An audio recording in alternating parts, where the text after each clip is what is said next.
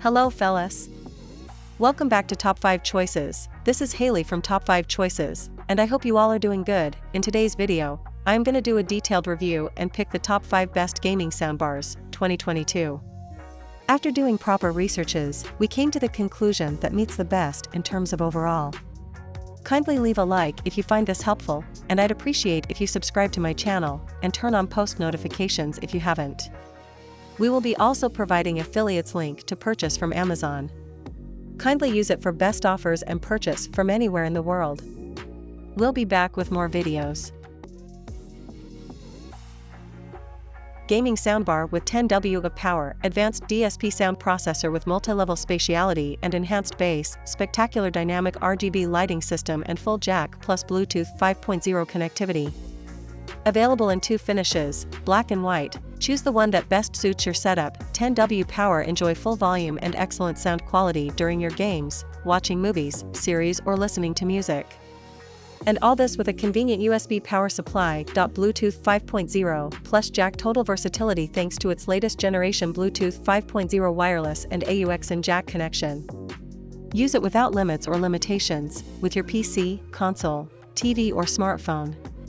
DSP sound processor. Thanks to its advanced digital DSP sound processor, the MSBX soundbar reproduces sound with multi-level spatiality and enhanced bass, putting you right in the middle of the action and making you enjoy it like never before.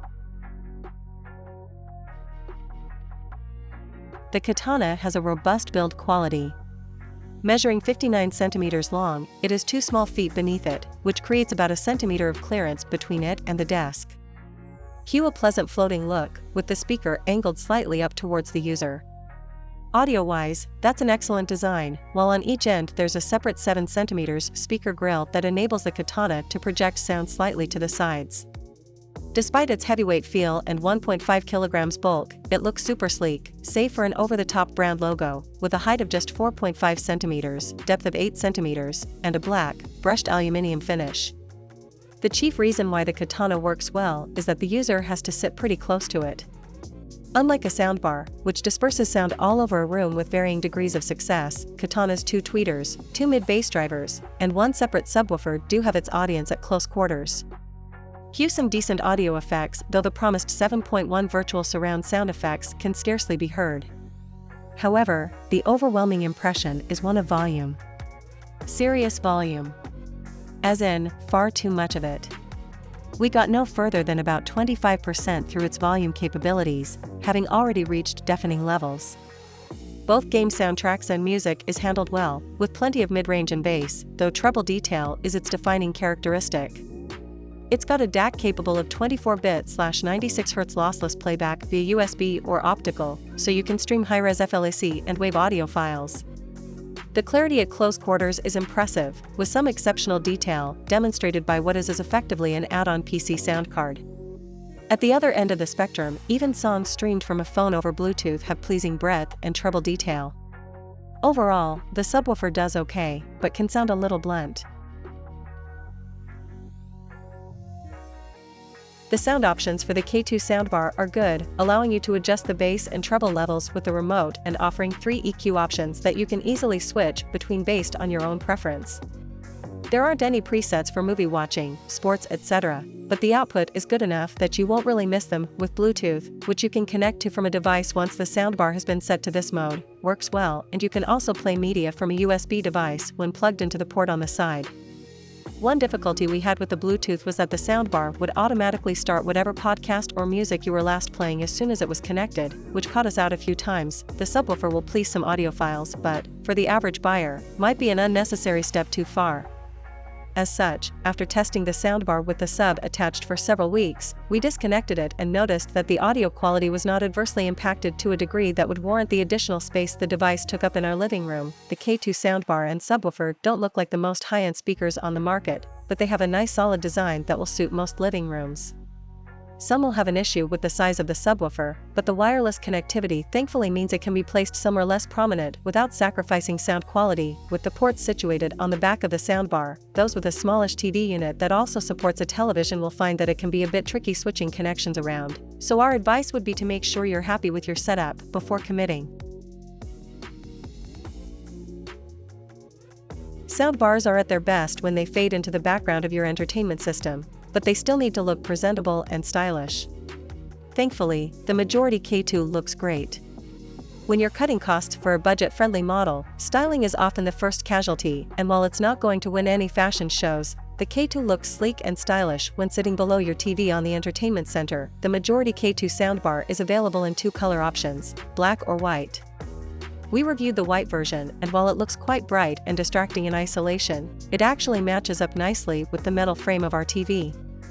Ultimately, either color looks great, so it's really down to your preferences and what matches the rest of your living room decor. The subwoofer is quite chunky and will have to live down on the floor away from the rest of the soundbar, but it connects to the soundbar wirelessly, so you're not limited by short cables between the two devices. The majority K2 is very simple to set up out of the box, and it comes with all the cable options that it supports, meaning you can have it hooked up your way.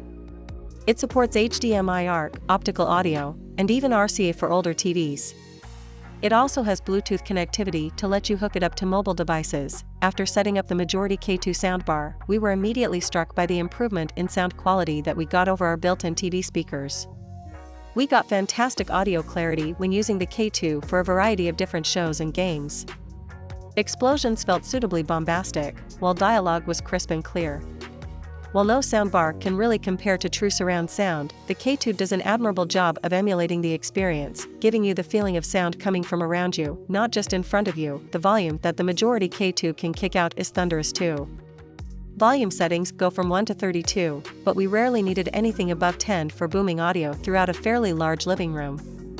We tried it on full volume for a second, but quickly shut it off for fear of annoying everyone else in our city. I really liked the original Sound Blaster Katana and thought Creative did a fine job. There were a few things I didn't like, namely the remote control, but other than that it was an excellent speaker system and one you'd find hard to replace for a console or PC. When the company came out with version 2, I was interested to learn what had changed. For starters, there's a substantial increase in power output, allowing for the advanced sound tech to be added and improve the audio experience. I'm talking full support for Creative Super X-Fi. Then there's the improved remote control with programmable buttons and a slightly redesigned soundbar with new connectivity ports. All this makes the best gaming soundbar even better. Even though Creative managed to cram in yet more functionality inside the Katana V2, it's almost identical to its predecessor in terms of dimensions aside from a slight bump in height.